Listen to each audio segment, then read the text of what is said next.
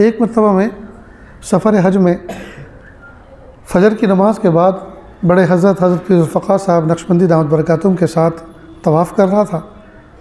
तवाफ़ का 7वां चक्कर जैसे पूरा हुआ तो हज़रत फ़ौरन मुड़ गए मुल्तज़म की तरफ। अब वो तो माशाअल्लाह पंजाबी कद्दो काट है, एक पर्सनैलिटी है उनकी। वो मजमे के अंदर सुकून के साथ आगे बढ़ते चले गए, रास्ता बनता चला गया। अब हम छटुंगड़े, हम मुल्तज़म की तरफ जा रहे थे तो एक रेला आया, इंसानों का धक्का लगा तो हम बजाय मुल्तज़म पे जाने के डाइवर्ट हो गए उधर बाब काबा, काबतुल्लाह के दरवाज़े की तरफ। हमने सोचा हज़रत बड़े हैं, वो उस जगह पे मकाम पे चले गए, हम जो है छोटे हैं वहाँ जा ना सके और धक्का लग कर हम इधर आ गए।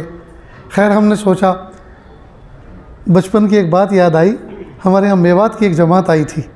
ज़ोहर की नमाज़ के बाद उन्होंने किताब की तालीम करने के लिए मेरी तरफ किताब बढ़ाई और कहा आप पढ़ें। मैंने कहा कि मैं इस गांव का आदमी हूँ, रमज़ान की छुट्टियों में घर पर आता हूँ तो मैं तो तालीम रोज़ाना करता ही रहता हूँ फ़ज़ाइल अमाल की, आप करें। कि नहीं जी आप मौलवी साहब हैं, आप करें। तो मैंने कहा अच्छा किधर से पढ़ूँ, कौन सा मकाम है जो आपका चल रहा है मुज़ाकरे में। तो उसमें से एक ने कहा पंजाबी उसमें मेवाती ज़ुबान में, अजी खांड की रोटी जिंगे से तोड़ो उंगे से मिट्ठी, यानी तो शक्कर की रोटी है, जहाँ से भी तोड़ो मीठी मीठी है, कहीं से भी पढ़ दो। तो हमें भी वही बात याद आई कि काबतुल्लाह के एक कोने का हिस्सा मुल्तज़म कहलाता है, वहाँ भी दुआएं कबूल होती हैं, एक बाब काबा कहलाता है। ये तो ज़र्रा ज़र्रा अल्लाह ताला की रहमत की जो है बरसने की आमाजगाह है, जहाँ भी मौका मिल जाए मांग लो। चुनांचे हम हाथ फैलाए हुए काबे के दरवाज़े के सामने खड़े हो गए और उस दिन अल्लाह के दरबार में भीख मांगने का मज़ा आ गया। इसलिए कि सामने दरवाज़ा था अल्लाह के घर का और इधर फ़कीर खड़ा हुआ था। खैर मैं दरवाज़े पर टिकटिकी बांध के खड़ा हुआ था और दुआ का मजमून चल रहा था।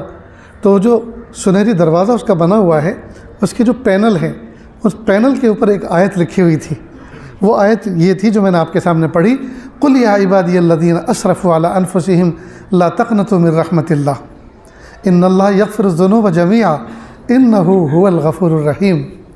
ऐसा लगा जैसे फ़रिश्ता अभी लिख कर गया हो हमारी तरबियत के लिए।